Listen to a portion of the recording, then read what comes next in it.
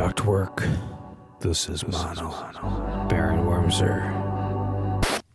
Dave Mitchell doesn't see the picture in the newspaper of Abdul Munim Ali Hamoud, who is gesturing in a grimace of grief toward the corpse of his 22-year-old son, who was blown up by a lunatic in a car full of explosives.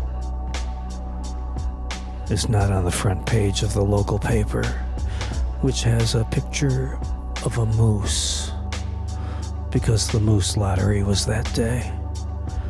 And the right to legally shoot a moose is a big deal in Maine, though who knows how many are poached for meat or shot for the evil hell of shooting something.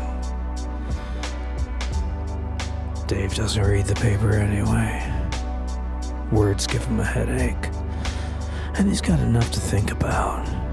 What with driving his truck around, delivering ductwork to contractors who are installing ventilation and heating systems and you name it. Restaurants, laundromats, stores, garages, offices. Probably when you're sitting and eating pork fried rice, you don't think about the ductwork and how the fans are blowing those hot oil fumes out into the night. But it's gotta be there. And Dave is good with it because it's steady work and he's married with a little girl. Though things have turned frosty between his wife and him. They make love rarely, and when they do, it's over fast. Two busy cogs, a narrow duty.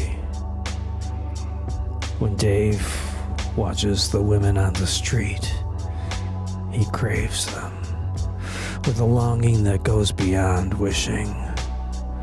He needs their bodies, needs to touch their nipples and cup their breasts and break loose inside of them.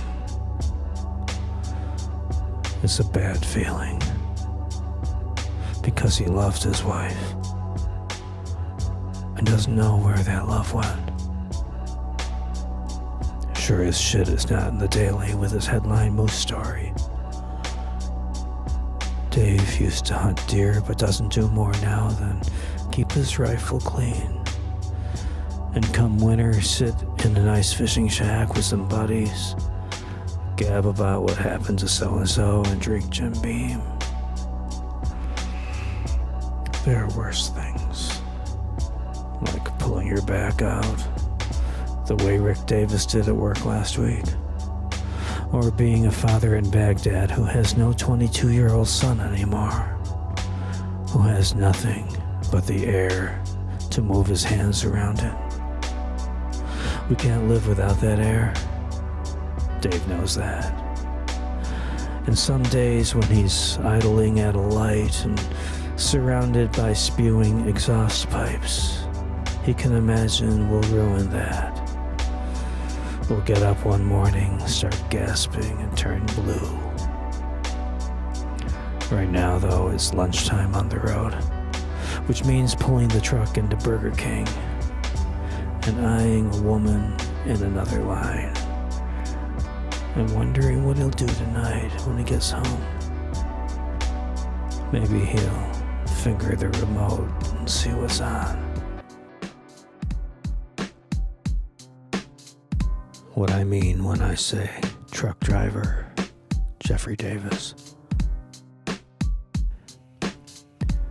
During the last 50 miles back from Hall, and some months past my 15th birthday, my father fishes a stuffed polar bear from a Salvation Army gift bin, labeled boys 6 to 10. I can almost see him approach the decision. Cold, a little hungry, not enough money in his pocket for coffee. He worries he might fall asleep behind the wheel as his giant, clumsy love for that small word, son, guides his gaze to the crudely sewn fabric of the miniature bear down at the bottom of the barrel. Seasons have flared and gone out with little change in his fear of stopping for too long in any city, where he knows the addict in him waits, patient as a desert bloom. Meanwhile, me, his eldest child, the uneasy guardian of the house. In his absence, I've not yet lost my virginity, but I've had fistfights with grown men and seen my mother dragging her religious beliefs to the bitter border of divorce. For years, my father's had trouble saying no to crack cocaine, and women flowered in cheap summer dresses. Watch his face as he arrives at last and stretches the toy out. My mother fixed on the porch behind me. The word son suddenly heavy in my father's mouth. His gray coat gathered around his shoulders. He's never looked so small. We could crush him. We hug him instead.